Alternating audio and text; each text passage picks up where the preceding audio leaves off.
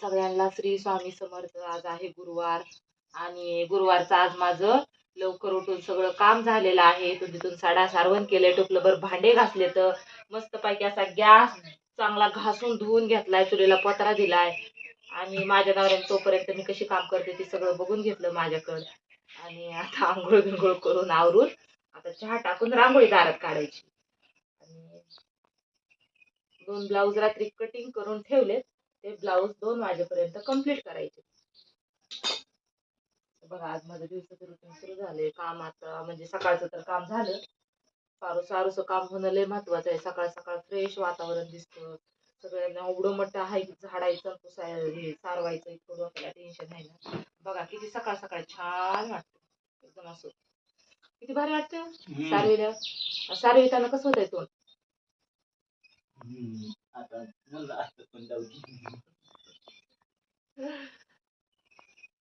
तर आता मस्त पैकी मी चहा टाकलाय, तोपर्यंत चहा उकळते माझी रांगोळी होईल. रांगोळी झाली की मग मस्त चहा पिऊन घ्यायचा.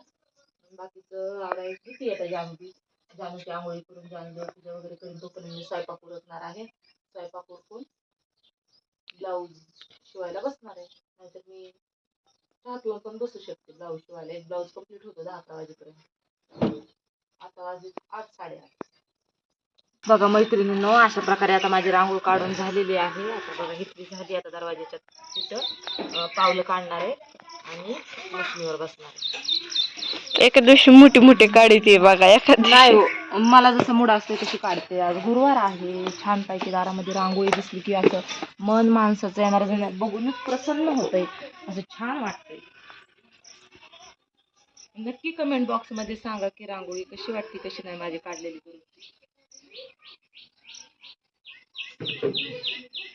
कशी मम्मीची रांगोळी. Bye bye. बघा मैत्रिणीनं रांगोळी काढली, तेव्हापासून म्हणजे बसले, फोन आलता, फोनवर बोलले. आणि प्रिन्सेस कट ब्लाऊज, त्याचा बॅक पार्टची पाठीची पट्टी जोडायची राहिली आणि फ्रंट पार्टची गळ्याची पट्टी जोडायची राहिली. तर फ्रंट पार्ट तयार आहे आणि स्लीव्ज पण म्हणजे असे भाई जोडून तयार झाली. पण माझा हा ब्लाऊज आता थोड्या वेळात कंप्लीट होणारच आहे. त्यात मध्ये लाईट गेली, आमच्याकडे लाईटीचा लय प्रॉब्लेम आहे. लाईट टिकत नसल्यामुळं आम्हाला लय प्रॉब्लेम होतोय लाईटीचं. म्हणजे शिलाईचं काम समजा आपण टार्गेट लावलं 1-1.5 तासामध्ये ब्लाऊज कंप्लीट करायचं आहेच आपल्याला, तर होत नाही. कारण का होत नाही, खुर्ची मोडलेली तर म्हणजे लाईट जाते. लाईट गेली म्हणून मी काय केलं, जरा गणून आगावपणा केलता. एक गणूवर ताशिरा घेतला, त्याच्या आगावपणामुळं एक ताशिरा त्याच्यावर काढला. आणि मग तोपर्यंत जानूने देवपूजा ही वगैरे अशी छानपैकी शांत मनाने करून घेतली तिनं. आता ती आता जस्ट चहा पिती आणि मी ब्लाऊज ही म्हटलं थोडासा राहिलाय, एक अर्धा कप चहा घेतलाय. आता मी पण एक बिस्किट खाणार आहे 2-3 आणि चहा पिऊन नंतर ठेसा करणार आहे. असा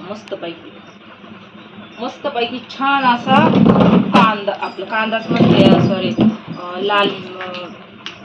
लाल मिरची कांदा येते, हिरव्या मिरचीचा ठेसा करायचा आहे. शेंगदाणे, टमाटा, परत लसूण घालून मस्तपैकी तव्यावर भाजून मी ठेसा करून खाणार आहे. कारण काय, जानूच्या भूकाला भूक लागली होती म्हणून त्यांनी काय केलं, रात्रीची अर्धी भाकर, एक चपाती आणली, ठेसा आणला. रात्रीचं वरण होतं चांगलं छानपैकी शिळं, जानूची झाकर, आणि त्यांनी खाल्ली भाकर. तर आता जानूला उपवास आहे, मी आणि गमच आहे.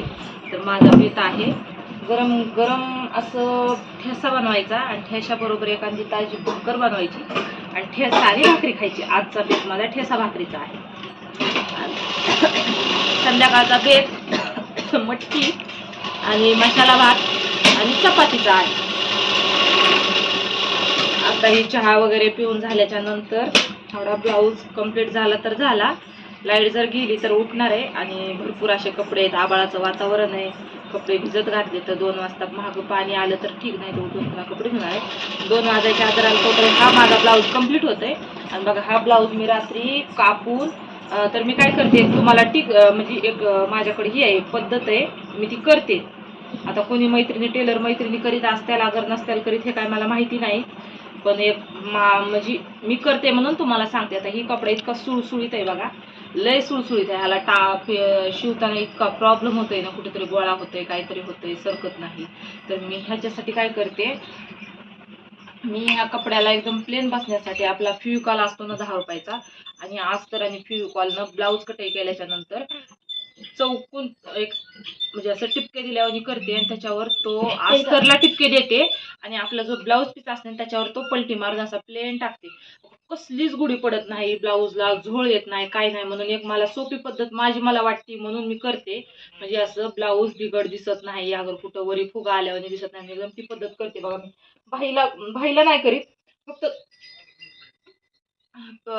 असं म्हणजे 2 पार्टलाच करते, ह्या कटोरीच्या पार्टला आणि साईड पॅटर्नला, एवढ्या 2 भागालाच करते मी डेली मध्ये. आणि हा भाग आहे तो असा सुळसुळीत असला तर ह्या पण भागाला करते असं पलटी मारून पुन्हा चिटकवते आणि प्लेन करते असं. तर बघा हो किती छान पैकी बनवल्यावर किती छान पैकी असं म्हणजे कुठं घोळ येत नाही, काय नाही, असं शिवताना प्रॉब्लेम येत नाही. आपल्या हातातून कपडा इकडे तिकडे होतो असं म्हणजे झोळ पडत नाही, एकदम प्लेन प्लेन म्हणजे अशी गुढी कुठंच पडत नाही. मी ही पद्धत करते. कोण करत असेल, अगर नसेल करत मला नक्की कमेंट बॉक्समध्ये सांगा. आणि जरी कोणी करत नसेल तर असा एकदम सुळसुळीत जर कपडा असला तर एकदा मी सांगितलेली ही सोपी पद्धत तुम्ही करून बघा. तुम्हाला आवडली ती करा, नाही आवडली तर राहू द्या. मध्ये मध्ये मी करत होते, पहिलं मी पुण्याला जायच्या अगोदर शिवत होते त्यावेळेस, परत मी सोडून दिली ती. म्हणजे असा ब्लाऊज आला मला एका कस्टमरचा, लय सुळसुळीत कपडा डिझाईनचा होता. डिझाईनचा असल्यामुळे मला काही करताच आलं नाही. मग मला त्यावेळेस ध्यानात बसलं नाही तो ब्लाऊज. परत दुसऱ्या ब्लाऊज हा त्यांच्या इथं पूर्णपणे ते ह्याचं डायमंडचं वर्क होतं, त्याच्यामुळे ते इथं झोळ येऊन पडायला. आणि पुन्हा लक्षात आलं की आपल्याकडे एवढी सोपी पद्धत असणं आपण केलं आहे, तर मी जास्त म्हणजे सुळसुळीत जर कपडा आला तर फेविकॉलचा वापर करते. आणि ब्लाऊजला वगैरे डाग बीग काय नाही, ते तर आपल्या शिवणकामा जिकडे तिकडे निघून जाते, एकदम कडीला द्यायचे, असं कुठं काही मिस्टेक होत नाही. अगर कुठं डाग बीग दिसत नाही तर ही काय मी कडीला चिटकवलंय ना, दिसते का तुम्हाला कुठं काही, तर काही नाही. तर मी अशी पद्धत करते.